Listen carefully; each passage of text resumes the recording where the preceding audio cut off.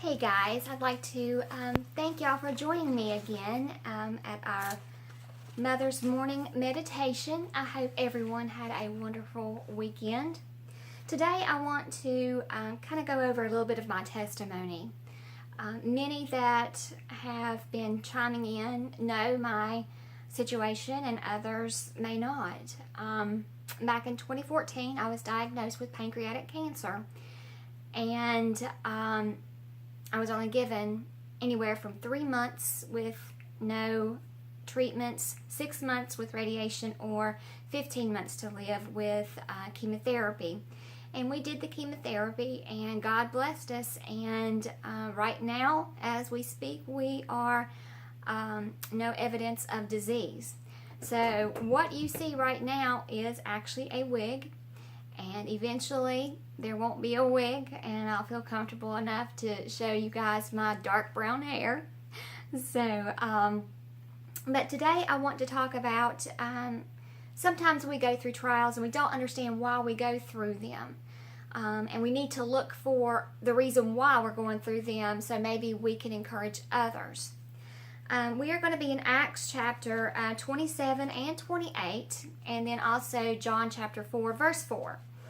But in this part of Acts, we find out that Apostle Paul was in prison. Most of his ministry, we know, he's behind bars. But he was sentenced to Rome, and he was being told they had to sail to Rome. And about this time was probably September-ish, October-ish time, and you and I know that that's right around the time that they have hurricanes. So they're going to have hurricanes back then as well. So Apostle Paul is pleading to the soldiers as well as the sailors, let's not do this. This is not a good thing to do. I think we're going to have some problems. So the sailors and the captain of the ship persuaded the soldiers that it was okay, so they went ahead and went on. But what happened was they, of course, did hit a storm, and an angel came to Apostle Paul and told Apostle Paul that if no one jumped ship and stayed in the boat, everyone would be saved. So basically he was saying, just don't quit what you're doing, stay there. I know it's a storm right now, stay there. Be silent for a little bit and wait to see what God has in store. So that's basically what was going on there. Acts chapter 27 verse 26.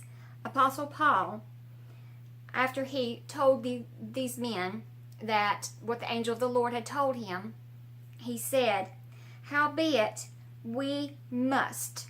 I need y'all to remember that. We must be cast upon a certain island. We must. Now let's go back to John chapter 4 verse 4. And it says, and this is talking about Jesus when he goes to Samaria to talk to the woman at the well. And Jesus says in John chapter 4 verse 4, and he must needs go through Samaria. Must needs go. So there's a must need to go to Samaria, and we must be cast upon an island. So right now we find here that there is a must need in their lives. But what we found out with the Samaritan woman was that Jesus got to witness to all those people, and many got saved, and as well as the Samaritan woman. Now let's look at chapter 28, verses 7 through 9. And it says, in the same quarters were possessions of the chief man of the island, whose name was Publius, who received us and lodged us 3 days courteously. And it came to pass that the father of Publius lay sick of a fever and of a bloody flux, to whom Paul entered in and prayed and laid his hands on him and healed him. So when this was done, others also which had disease in the island came and were healed. That was the must need. The must need was that Apostle Paul was to heal these people and witness to these people at the island because they didn't know Christ. They didn't know God. They didn't know Jesus. Jesus' must need was to be at Samaria because those people didn't know him and didn't know the gospel. So whatever trial you're going through, just remember there is a must need.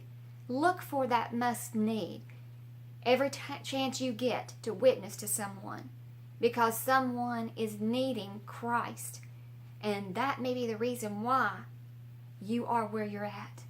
I know that's the reason why I was at the cancer center, was to witness to many people. I look forward to seeing you guys next Wednesday. Take care. Goodbye.